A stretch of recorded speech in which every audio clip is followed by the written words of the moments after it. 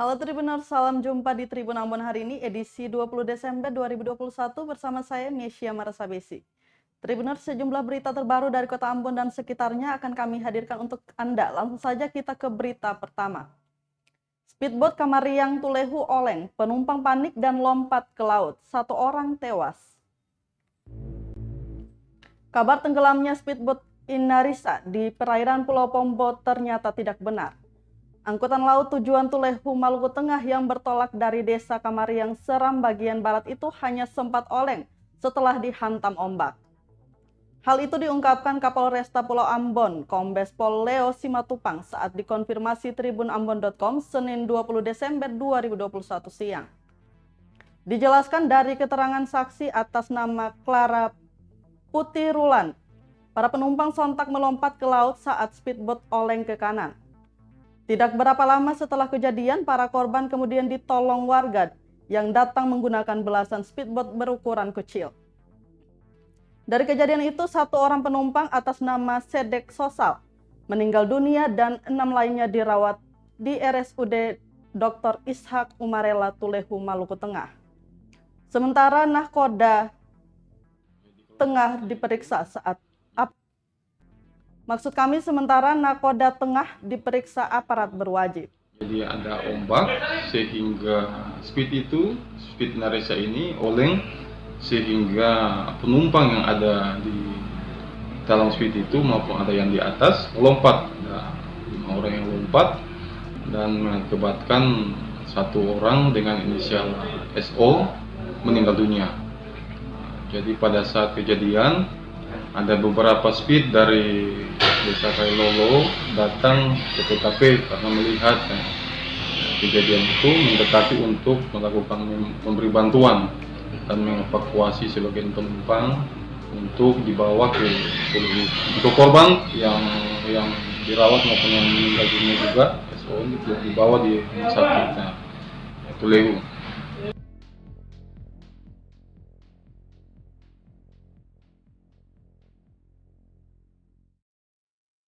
Tribuners, selain hantaman ombak, kelebihan kapasitas muat juga jadi penyebab insiden speedboat Inarisa. Selain hantaman ombak, jumlah penumpang yang melebihi kapasitas juga disebut menjadi penyebab olengnya speedboat Inarisa di perairan Pulau Pombo, Maluku Tengah. Kasubag Humas Polresta Pulau Ambon, Ibda Izak Leatemia, Senin 20 Desember 2021 siang menjelaskan, kapasitas muat speedboat Inarisa kapasitas hanya 40 penumpang. Namun saat kejadian tersebut tengah membawa 60 penumpang dengan tambahan 5 awak kapal. Diketahui olengnya speedboat menyebabkan penumpang panik dan seketika melompat dari atas speedboat. Alhasil seorang penumpang meninggal, 5 lainnya terpaksa dirawat di Rumah Sakit Dr. Ishak Umarela Tulehu. Diberitakan speedboat Inarisa bertolak dari desa Kamariang Seram bagian barat menuju pelabuhan Tulehu, Maluku Tengah. Namun pada pukul 7.30 waktu Indonesia Timur, speedboat tersebut dihantam ombak di perairan Pulau Pombo. Sesuai laporan dari Kasatu Air bahwa untuk kapasitas muatan dari speed itu 40 orang, tetapi kenyataannya yang di dalam speed pada saat kejadian kurang lebih 60 orang. 60 orang ya. Nanti pertama bersama ada 3 unit motor juga. Untuk BB, untuk speed dan motor yang ada dalam speed itu sudah dievakuasi juga. Tapi sen tenggelam kemana cuma dipukul ombak lalu? Iya. Jadi karena speed dihantam ombak sehingga speednya miring mengakibatkan penumpang panik sehingga ada 5 orang yang melompat ke laut dan akhirnya 1 yang meninggal dunia.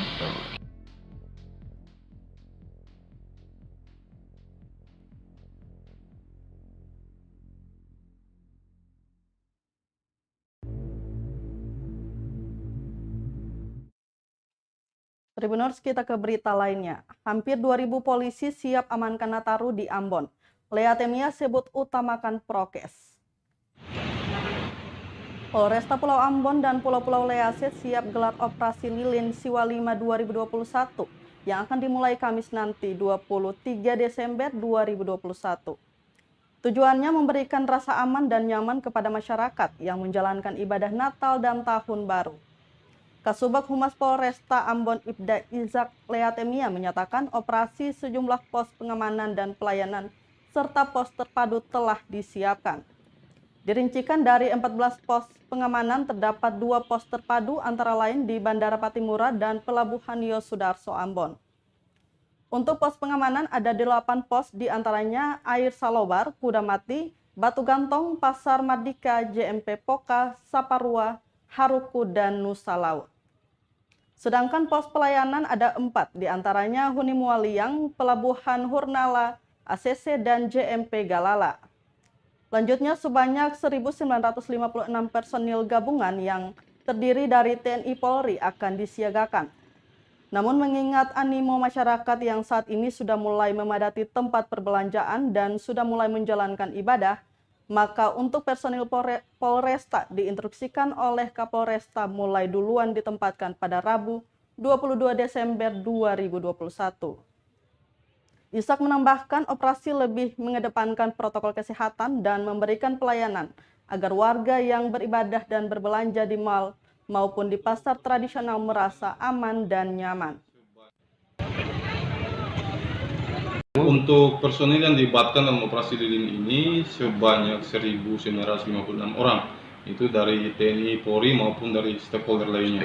Itu mereka akan menempati tanggal-tanggal berapa atau sudah mulai? Untuk kegiatan gelar pasukannya nanti akan dilaksanakan di lapangan Tapari pada tanggal 23 dan untuk pelaksanaannya operasi ini tanggal 24.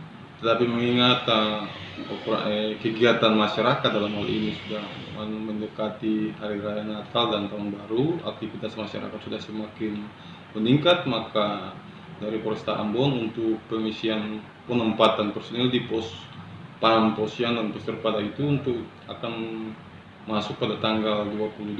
Jadi personil dari Polresta Ambon sudah ada penempatan personil di pada pos-pos tersebut. Kemudian nanti untuk dari TNI dan BRIMOB dan stakeholder lain tanggal 24 sudah bergabung untuk melaksanakan tugas.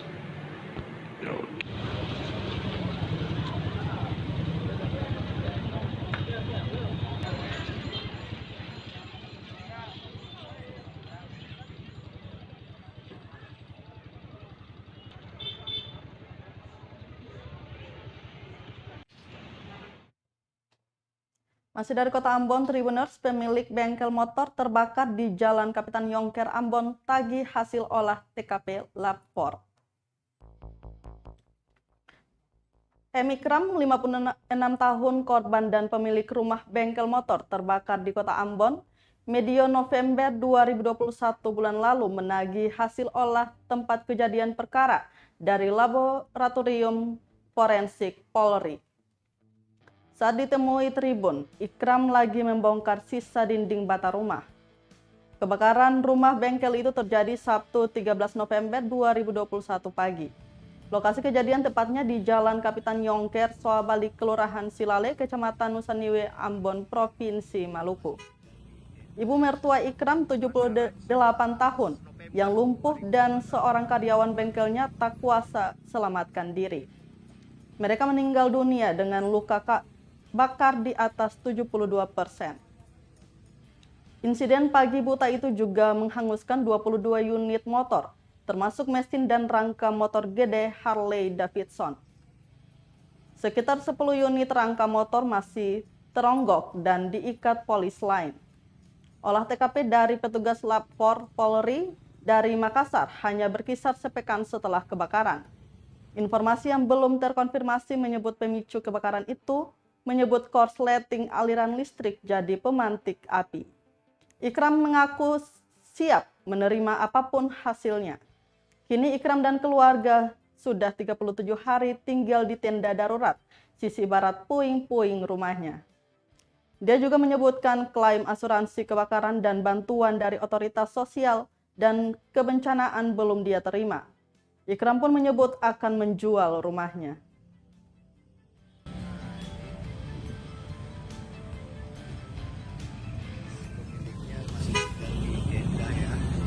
Kebakaran 11 November 2021 lalu, bulan lalu.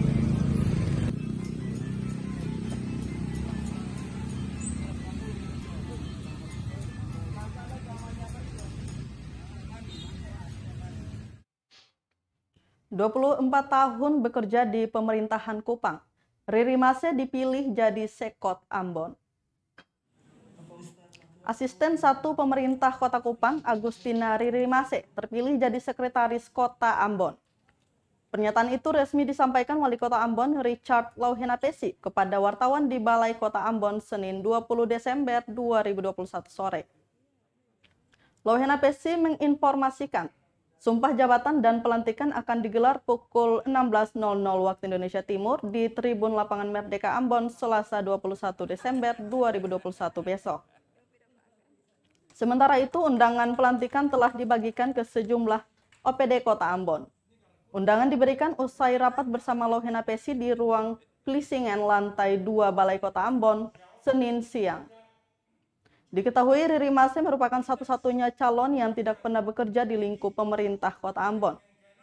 Riri Mase lahir di Ambon dan menjabat di pemerintahan Provinsi Nusa Tenggara Timur sejak tahun 1997. Sekot yang baru atas nama Dr. Andes Agustinus Riri Mase. Kira-kira apa alasan memilih Pak Agus, Pak? Yang pertama, setelah mempertimbangkan seluruh aspek pengalaman, dedikasi, tanggung jawab, kecerdasan, kepemimpinan dan semua habis. Yang paling selain itu juga setelah mengadakan konsultasi dengan kementerian maupun dengan Gubernur Maluku. Oke? Jadi nama Pak Agus ya. Bapak Gubernur juga dengan sukacita untuk itu. Dari berapa nama yang turun, Pak? 3 nama yang direkomendar. Selain Pak Agus, apa boleh, Pak? Yang pertama Agustinus, yang kedua itu Riko Putih, yang ketiga itu Semi Wai. Setelah mempertimbangkan itu, saya memberikan pertimbangan, Pak Gubernur juga memberikan pertimbangan yang sama. Oke? Ya?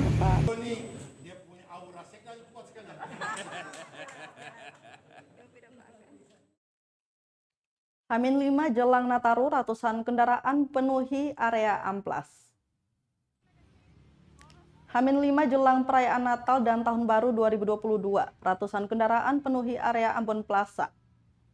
Menurut salah satu pengelola parkiran, Ridwan, mengatakan hal ini sudah sering kali terjadi saat menjelang perayaan Nataru.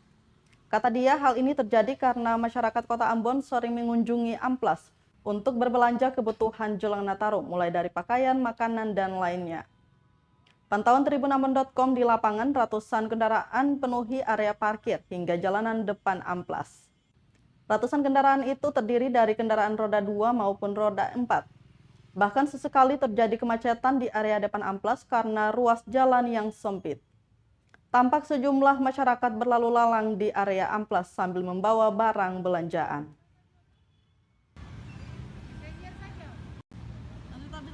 Nanti ya, Ji bilang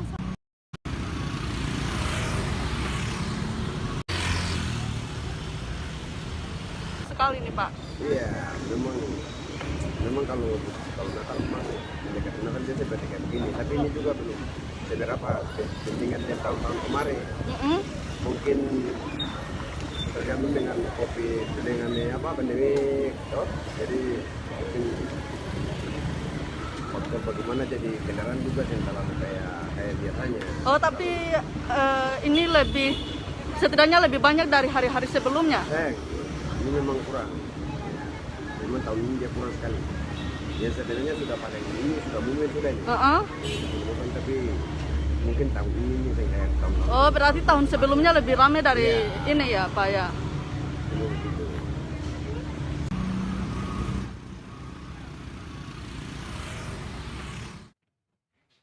Tribuners, dari Kota Ambon kita ke Maluku Tengah.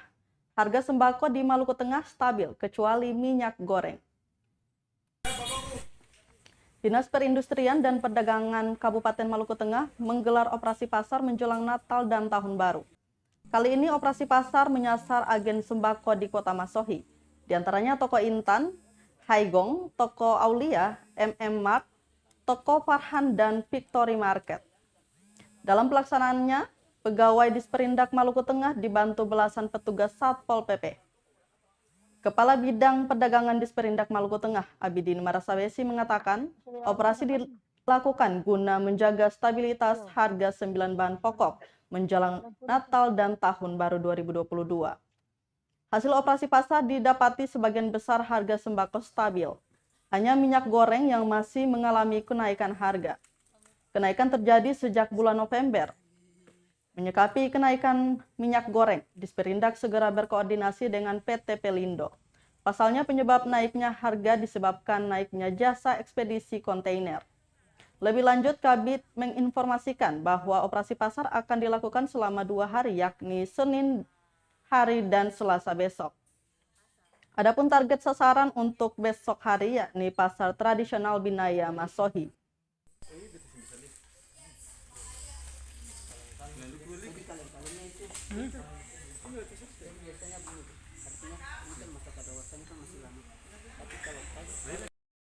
Bisa dalam arti dia punya ada bakteri-bakteri yang masuknya, dan ini di sini diamankan saja nih. Yang kasih yang mulus dulu saja nih. Oke, izin Bu. Tribuners, dari Maluku Tengah kita ke Pulau Buru. Protes aktivitas tambang liar Gunung Botak Pulau Buru, mahasiswa desak Kapolres dicopot. Saudara-saudara, kita Puluhan mahasiswa yang tergabung dalam Cipayung Ples menggelar aksi unjuk rasa di Jalan Simpang 56 Lea, Kabupaten Buru, Senin 20 Desember 2021 pagi. Aksi itu digelar menyikapi maraknya aktivitas penambangan ilegal di tambang emas Gunung Botak. Dalam aksinya, mahasiswa ini berorasi secara bergantian, menyuarakan aspirasi dan tuntutan aksi. Di antaranya menertibkan penambang ilegal serta penjualan bahan kimia berbahaya seperti sianida dan merkuri. Kepada tribunambon.com, koordinator aksi Indirwan M. Sawakil mengungkapkan kekecewaan terhadap aparat Polres Buru lantaran belum mampu menertibkan aktivitas di Gunung Botak. Menurutnya hingga kini masih banyak aktivitas penambangan ilegal termasuk bak rendaman material tambang. Dalam aksinya, pendemo juga meminta Kapolda Maluku mengevaluasi kinerja Kapolres Pulau Buru dan Kapolres Wayapo aktivitas tambang emas Gunung Botak. Selain itu, mereka juga meminta pemerintah daerah Kabupaten Buru menutup aktivitas pertambangan ilegal. Ketiga, mendesak pemerintah daerah dan resort Pulau Buru untuk menutup aktivitas pertambangan ilegal. 4. Mendesak pemerintah daerah untuk mempercepat proses izin pertambangan rakyat atau IPR. 5. Mendesak resort Pulau Buru untuk menangkap pemodal yang mendanai proses pertambangan ilegal di Gunung Botak. Dugaan oknum pemodal yaitu Haji Komar CS, Haji Sultan CS. Dugaan Polres Pulau Buru melakukan proses pembiaran terhadap pelaku penjual bahan kimia CN Merkuri yang diperuntukkan untuk aktivitas pertambangan di Gunung Botak.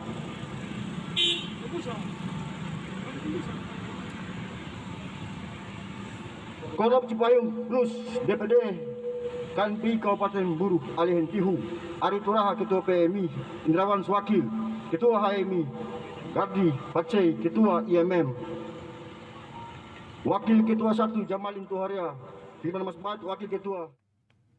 Tribuners, berita tadi sekaligus menutup rangkaian kebersamaan kita di Tribun Ambon hari ini edisi 20 Desember 2021.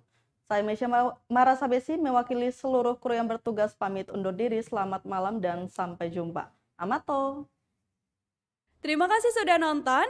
Jangan lupa like, subscribe, dan share ya.